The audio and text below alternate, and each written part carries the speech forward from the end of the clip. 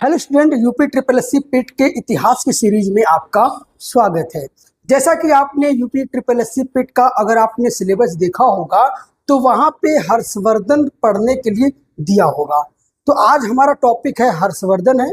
इनके विशेषताओं के बारे में पढ़ेंगे, इनके साहित्य के बारे में पढ़ेंगे और यहाँ से हम कुछ प्रैक्टिस सेट भी लगाएंगे जिससे आपका यूपी ट्रिपल एससी पेट का ही एग्जाम नहीं बल्कि आने वाले जो भी एग्जाम है जैसे कि जूनियर असिस्टेंट, लेखपाल, वीडियो, इन सभी से आपका अच्छे से तैयारी हो जाए। तो आप वीडियो क्लास तक बने रहें और अगर आप हमारे चैनल पर नए हैं तो तुरंत चैनल को सब्सक्राइब करें। तो देखिए दोस्तों, महाराजा हर्षवर्धन का जो शासन काल था वो लगभग 606 से 647 ईस्वी तक था। अगर हम बात करें कि सम्राट हर्षवर्धन जो थे एक तरीके से गुप्त साम्राज्य के पतन के बाद अंतिम हिंदू शासक थे और इन्होंने लगभग 41 वर्षों तक भारत में राज किया। उसके बाद अगर हम बात करें जो वर्धन वंश है या तो पुष्यभूति वंश है, इसकी स्थापना की अगर हम बात करें तो वर्धन वंश या तो पुष्यभूति वंश की स्थापना कौन करते हैं? ये करते हैं आपके जो है पुष्यभूति। कौन करता है? पुष्यभूति करते हैं। इसके बाद ये कहाँ पे करते हैं? हरियाणा के थानेश्वर नामक प्राचीन स्थान पे। उसके बाद यह जब वंश की स्थापना करते हैं तो यह गुप्तों के यहाँ सामंत थे। ध्यान देने वाली बात कि जो हर्षवर्धन या पुष्यभूति वंश के जो संस्थापक थे, जो स्थापना करता थे, यह तो गुप्तों के यहाँ सामंत का काम करते थे। तो प्रारंभ में ये केवल स्थानीय सामंत के रूप में शासन करते थे, लेकिन जब हुड़ों ने आक्रमण किया तो हुड़ों को आक्रमणों में सफलतापूर्वक हराने के बाद, उन पर विजय प्राप्त करने के बाद ये स्वतंत्र होकर शासन करना प्रारंभ कर दिए। उसके बाद अगर हम बात करते हैं कि स्वतंत्र जो राजा हुए यानी कि प्रभाकर वर्धन हुए, यानी कि प्रथम स्वतंत्र शासक जो कौन थे? प्रभाकर वर्धन थे। अब यहाँ पे कुछ चीजों को आप समझ जाइए, जैसे कि जो प्रभाकर वर्धन थे, प्रभाकर वर्धन, इनके दो पुत्र थे। एक का नाम था राज्यवर्धन, एक का नाम था हर्षवर्धन, और एक इनकी पुत्री थी जिनका नाम था राजश्री। अब देखिए ये पूरी कहानी इन्हीं तीनों लोगों पे टिका हुआ है। असल में पूरा शासन कौन किया? पूरा शासन किया हर्षवर्धन ने, लेकिन किन परिस्थितियों में इन्होंने शासन सत्ता को अपने हाथ में लिया, यह इंपॉर्टेंट है। देखिए इनके दो पुत्र थे, राज्यवर्धन और हर्षवर्धन, एक राजश्री। अब देखिए इनकी जो राजश्री, उनका विवाह होता है कन्नौज के शासक किसे? गृहवर्मन से। यानी कि राज्यवर्धन राजश्री का विवाह किससे होता है? कन्नौज के शासन गृहवर्मन से इनका विवाह होता है। अब विवाह होने के पश्चात क्या होता है? मालवा के कपटी शासक देवगुप्त और बंगाल के क्रूर गौर शासक शशांक ने गठबंधन कर छल पूर्वक कन्नौज पे हमला कर दिया। कन्नौज पर हमला करने के बाद वहां के शासक गृहवर्मन की हत्या कर देते हैं। और गृहवर्मन कौन था? हर्षवर्धन की जीजाजी, यानी कि हर्षवर्धन की बहन राजश्री के पति। अब वहां पे उनकी हत्या कर देता है गृहवर्मन की, और गृहवर्मन की हत्या करने के बाद उनकी जो पत्नी थी यानी कि राजश्री को ये मालवा के कपटी शासक देवगुप्त और बंगाल के क्रूर शासकों द्वारा उठा ले जाया जाता है। उसके बाद जब इनके बड़े भाई हर्षवर्धन के बड़े भाई को जब पता चलता है तो वह जाते हैं अपनी बहन को छुड़ाने के लिए। अपनी बहन को जब छुड़ाने के लिए राजवर्धन जाते हैं तो इनको भी छल पूर्वक इनको मार दिया जाता है, इनकी हत्या कर दी जाती है। उसके बाद जो राजश्री होती है, इनकी बहन होती है, वो किसी तरीके से देवगुप्त और बंगाल के शासक से छल पूर्वक भागकर वह चली जाती हैं। क्या करने के लिए? वो चली जाती हैं विंध्याचल के पर्वतों में, जंगलों में चली जाती है अपने आप को सती करने के लिए। तो अब यहाँ पे देखते हैं कि कितनी विकट परिस्थिति थी वर्मन साम्राज्य के लिए, वर्मन शासन के लिए कितनी विकट परिस्थिति थी। उस विकट परिस्थिति में 606 ईस्वी में हर्षवर्धन जो है क्या करते हैं? 16 वर्ष की आयु में क्या होते हैं, सत्ता पर, शासन सत्ता के सिंहासन पर बैठते हैं। जैसे ही वो अपने शासन सत्ता के सिंहासन पर बैठते हैं, वैसे ही उस समय जो है हर्ष संवत प्रचलन में आता है, यानी कि वो हर्ष संवत चलाते हैं। उसी समय वो अपने मित्र के द्वारा दिवाकर मित्र के द्वारा अपनी बहन राजश्री की खोज करवाते हैं और उनको सती होने से बचाते हैं। उसके बाद अगर हम देखेंगे,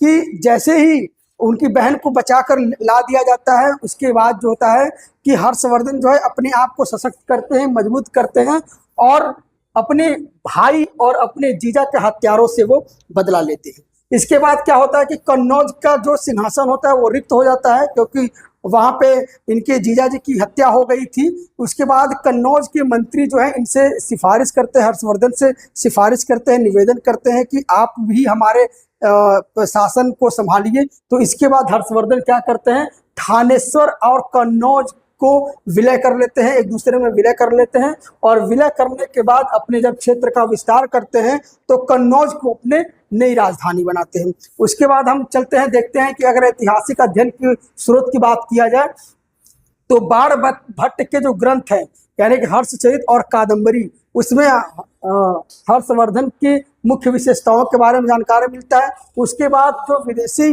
यात्री है हेनसांग अपने वृत्तांत में लिखता है और हर्षवर्धन की प्रशंसा करता है और साथ में बौद्ध धर्म की विशेषता बताता है। तो यहाँ से भी हमें हर्षवर्धन के बारे में जानकारी मिलती है। साथ में जो एहोल अभिलेख है वहाँ से नर्मदा युद्ध और पुलकेशिन द्वितीय के इस प्रसिद्ध ऐतिहासिक युद्ध के बारे में हमें जानकारी मिलता है। तो इस प्रकार से ऐतिहासिक स्रोत के माध्यम से हमें हर्षवर्धन के बारे में जानकारी मिलता है। उसके बाद अगर हम बात करें कि जो बाण भट्ट कौन थे, बाण भट्ट थे हर्षवर्धन के जो परम मित्र थे और प्रधान दरबारी कवि थे।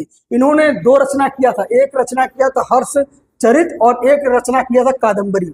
हर्षचरित जो है हर्ष की जीवनी का हर अद्भुत जीवनी है और दूसरा जो है कादंबरी है संसार का प्रथम श्रेष्ठ उपन्यास है। तो इनके माध्यम से भी हमें हर्षवर्धन के बारे में, विशेषताओं के बारे में पता चलता है।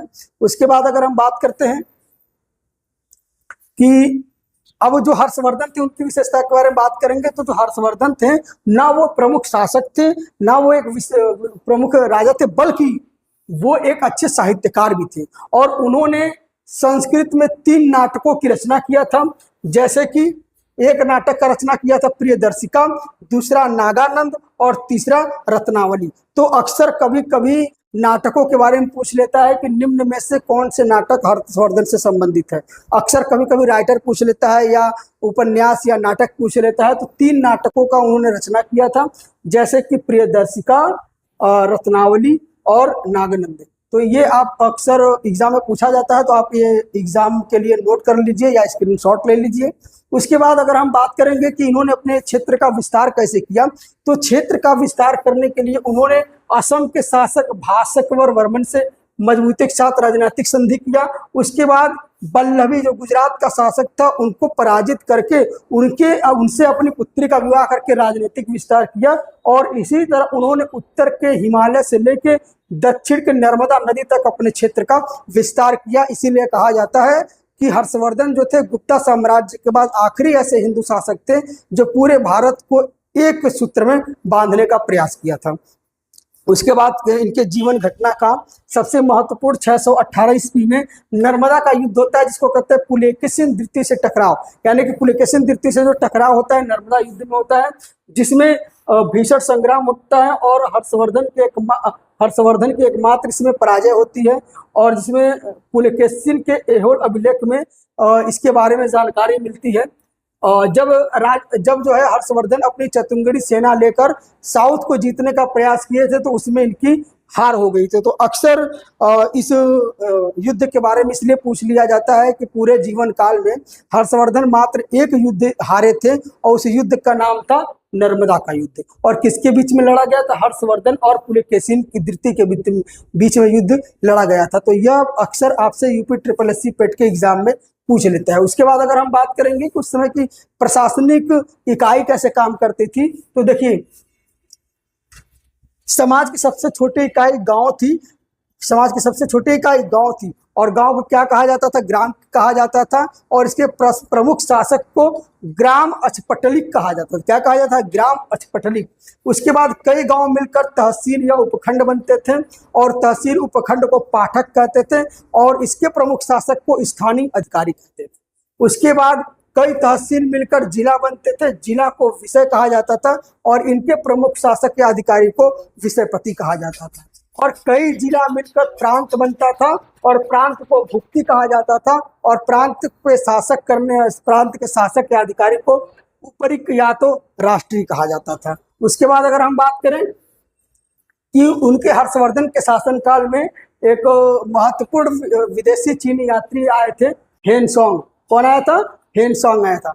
हेनसोंग जब चीनी बौद्ध भिक्षु बन के यहाँ पे आए थे तो उन्होंने बौद्ध धर्म का अध्ययन ही नहीं किया, बल्कि जब यहाँ पे धार्मिक सम्मेलन हुआ था तो उस महापीठ के अध्यक्ष भी हर्षवर्धन के द्वारा इनको बनाया गया था। और इन्होंने नालंदा विश्वविद्यालय में बौद्ध धर्म के दर्शन का सघन अध्ययन किया और जिसके बाद चीन में जो है जो बौद्ध दर्शन को विस्तार करने में इनका प्रमुख योगदान रहा है। उसके बाद अगर हम बात करेंगे कि प्रयागराज की महाभोज परिषद, देखिए प्रत्येक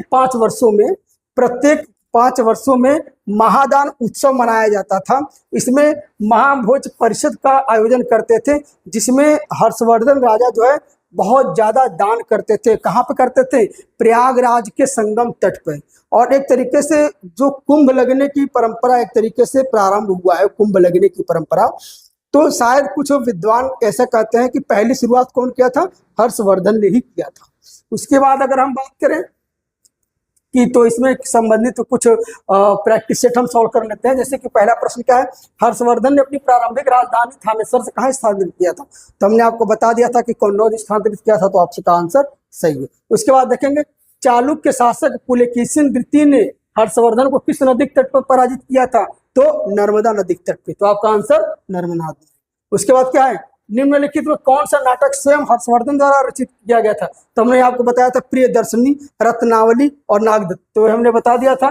और उसके बाद ये नाटक स्वयं हर्षवर्धन द्वारा रचित किया गया था, तो इसमें से रत्नावली है, प्रियदर्शिका है और नागनंद है, लेकिन हर्षचरित नहीं है, तो यहाँ पे हर्षचरित सही है। ठीक, उसके बाद हर्ष के दरबारी कवि बाणभट्ट द्वारा रचित विश्व का प्रथम उपन्यास क्या है, तो हमने आपको बताया था कि विश्व का प्रथम उपन्यास कादम्बरी। क्या है, कादम्बरी, तो आपका आंसर क्या है, कादम्बरी है। उसके बाद अगर हम बात करेंगे कि चीनी बौद्ध भिक्षु हेनसोंग किसके शासनकाल में भारत आया था, तो आया था हर्षवर्धन के शासनकाल में। किसके शासनकाल में, हर्षवर्धन के शासनकाल में। उसके बाद अगर हम बात करेंगे कि हर्षवर्धन और पुलकेशिन द्वितीय के प्रथम युद्ध का वर्णन किस अभिलेख में मिलता है, तो वह अभिलेख का नाम है ऐहोल अभिलेख। क्या नाम है, ऐहोल अभिलेख। उसके बाद हेनसोंग के समय प्राचीन बुद्ध भिक्षु बौद्ध शिक्षा के प्रमुख केंद्र नालंदा विश्वविद्यालय के कुलपति कौन थे, तो अक्सर ये प्रश्न कभी कभी पूछ लेता है, तो उस समय के नालंदा विश्वविद्यालय के कुलपति थे शीलभद्र। उसके बाद अगर हम बात करेंगे हर्षवर्धन प्रत्येक 5वें वर्ष महाक्षोभ परिषद का आयोजन कहाँ करता था, तो इसका आपको कमेंट में आंसर देना है। वैसे मैं आपको बता देता हूँ, वो होता था प्रयागराज के संगम तट पे। ठीक है, जैसे कि हाँ प्रयागराज। तो उसके बाद आपका 9वां क्वेश्चन है, हेनसोंग के अनुसार हर्षवर्धन के काल में सूती वस्त्र का निर्माण सबसे प्रसिद्ध केंद्र कौन सा था, तो वो था मथुरा। उसके बाद कमेंट में आप क्वेश्चन का जवाब दीजिए कि हर्ष संवत किस समय लागू किया गया था, किस समय चालू किया गया था, तो इसका आप जवाब कमेंट में देंगे। और ये वीडियो का नोटिफिकेशन आपको बराबर मिलती रहे इसलिए चैनल को आप सब्सक्राइब करें और आपकी तैयारी यूपी पेट और उससे संबंधित सभी वैकेंसियों को आसानी से हो जाए, इसलिए हमारे चैनल पे आप बराबर बने रहें। Thank you very much.